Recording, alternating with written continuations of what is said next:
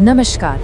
आज हम एक ऐसी कहानी की गहराइयों में उतरेंगे जो हजारों साल पुरानी तो है, पर जिसकी गूंज आज भी हमारे कानों में पड़ती है। ये कहानी है भगवान श्री कृष्ण की स्वर्ण नगरी द्वारका की, उसके बनने की, उसके शिखर पर पहुंचने की और फिर उसके एक भविष्यवाणी के साथ डूब जाने की। ये एक ऐसी कहानी है जो हमें समय, शक्ति और अभिमान के बारे में वो सबक सिखाती है जो शायद ही कोई और कहानी सिखा पाए। तो हमारी कहानी की शुरुआत होती है द्वारका के सुनहरे दिनों से। जरा सोचकर देखिए, भारत के पश्चिमी तट पर बसी एक ऐसी नगरी जिसे खुद श्री कृष्ण ने बसाया था। ये सिर्फ एक शहर नहीं था, बल्कि उस दौर के हिसाब से वास्तुकला का एक अजूबा था और धर्म का एक जीता जागता सबूत। क्या नजारा रहा होगा, है ना? सोने से चमकते हुए महल, आसमान से बातें करते मंदिर और चौड़ी चौड़ी पत्थर की सड़कें। ऐसा लगता था मानो खुद समंदर ने इस शहर को अपनी बाहों में सुरक्षित रखा हो। सच में एक सपनों का शहर। पर द्वारका की असली खूबसूरती सिर्फ उसकी इमारतों में नहीं थी। असल में ये शहर 3 मजबूत खंभों पर खड़ा था: धर्म, संतुलन और समृद्धि। यहाँ का समाज इतना व्यवस्थित था कि हर इंसान की जिंदगी में ये मूल्य साफ साफ दिखाई देते थे। लेकिन जैसा कि होता है, हर सुनहरे दौर का कभी न कभी अंत होता है।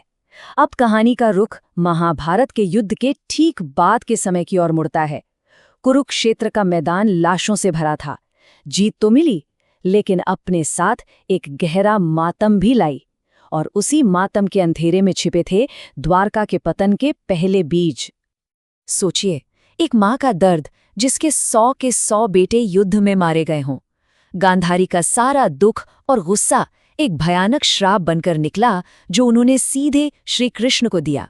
और श्री कृष्ण, उन्होंने उस श्राप को बड़ी शांति से स्वीकार कर लिया। शायद वो जानते थे कि समय का पहिया अब घूम चुका था और इसे कोई नहीं रोक सकता था। तो सवाल ये है कि ये श्राप सच कैसे हुआ? क्या किसी बाहरी दुश्मन ने द्वारका पर हमला किया था? नहीं, विनाश के बीज तो खुद यादव वंश के अंदर ही पनप रहे थे। उनका अपना अभिमान ही उनका जहर बन गया। हुआ ये कि धीरे धीरे यादवों पर अपनी ताकत और दौलत का नशा चढ़ने लगा। उनका अहंकार इतना बढ़ गया कि वो अपनी परंपराओं और ऋषि मुनियों का मजाक उड़ाने लगे। और फिर एक दिन एक मजाक ने सारी हदें पार कर दी। श्री कृष्ण के बेटे सांब ने गर्भवती औरत का नाटक करके ऋषियों का अपमान किया। और उसी पल उन क्रोधित ऋषियों के मुंह से निकली एक भयानक भविष्यवाणी कि सांब एक लोहे के मूसल को जन्म देगा जो पूरे यदुवंश का नाश कर देगा। अब ये सुनकर तो यादवों के हाथ पैर फूल गए। उन्होंने फौरन उस लोहे के मूसल का चूरा बनाया और उसे ले जाकर समुंदर में फेंक दिया। उन्हें लगा कि उन्होंने अपनी किस्मत को चकमा दे दिया है, पर वो ये नहीं जानते थे कि जिस विनाश को वो समंदर में फेंक कर आए हैं, वो एक दिन लहरों के साथ वापस लौटेगा और उनका ही हथियार बनेगा। और अब कहानी अपने सबसे भयानक और दर्दनाक मोड़ पर आ पहुंचती है। प्रभास क्षेत्र में, जहां उत्सव मनाने के लिए सब इकट्ठा हुए थे, वहीं भविष्यवाणी का हर एक धागा जुड़कर विनाश का एक जाल बुनने वाला था। माहौल एक त्योहार का था, सब जश्न मना रहे थे, लेकिन देखते ही देखते शराब, पुराना गुस्सा और अहंकार सब आपस में मिल गए और वो जश्न का माहौल एक खूनी लड़ाई में बदल गया। उन्हें किसी बाहरी दुश्मन की जरूरत ही नहीं पड़ी, वो खुद ही एक दूसरे के सबसे बड़े दुश्मन बन बैठे। और याद है वो लोहे का चूरा जिसे उन्होंने समंदर में फेंका था? देखिए किस्मत का खेल। वो चूरा समंदर के किनारे नुकीली घास यानी सरकंडों के रूप में उगाया था। और लड़ाई के उस पागलपन में यादवों ने उन्हीं सरकंडों को उखाड़कर एक दूसरे पर हमला करना शुरू कर दिया। इस तरह भविष्यवाणी अपने सबसे क्रूर, सबसे भयानक रूप में सच साबित हुई। यदुवंश का खात्मा हो चुका था। अब बस श्री कृष्ण के इस धरती पर अंतिम क्षण बचे थे और उनकी उस खाली हो चुकी नगरी की किस्मत का फैसला होना बाकी था। श्री कृष्ण ने भी बहुत शांति से इस दुनिया से विदा ली। एक शिकारी का तीर गलती से उनके पैर में आ लगा। उन्होंने इसे नियति मानकर स्वीकार किया और उस शिकारी को माफ भी कर दिया। धरती पर उनकी लीला समाप्त हो चुकी थी। और जैसे ही श्री कृष्ण ने देह त्यागी, मानो प्रकृति ने भी अपना सब कुछ समेटना शुरू कर दिया।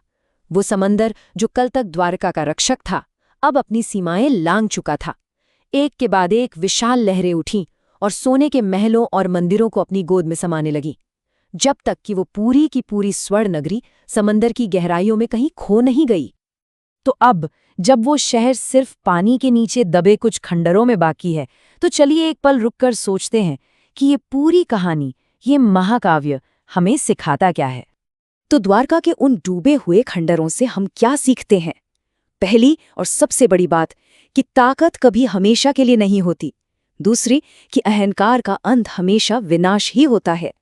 ये कहानी हमें याद दिलाती है कि समय से बड़ा कोई नहीं है, और जब सब कुछ खत्म हो जाता है तब भी सिर्फ एक चीज बचती है, और वो है धर्म।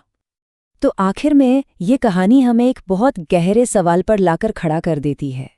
अगर हर बड़े से बड़ा साम्राज्य एक दिन मिट्टी में मिल जाता है, और अगर अहंकार सब कुछ तबाह कर देता है, तो हम अपने पीछे इस दुनिया में क्या छोड़कर जाते हैं? समय के इस अनंत समंदर में हमारे जाने के बाद हमारी कौन सी कहानी बाकी रहेगी? इस पर जरा सोचिएगा।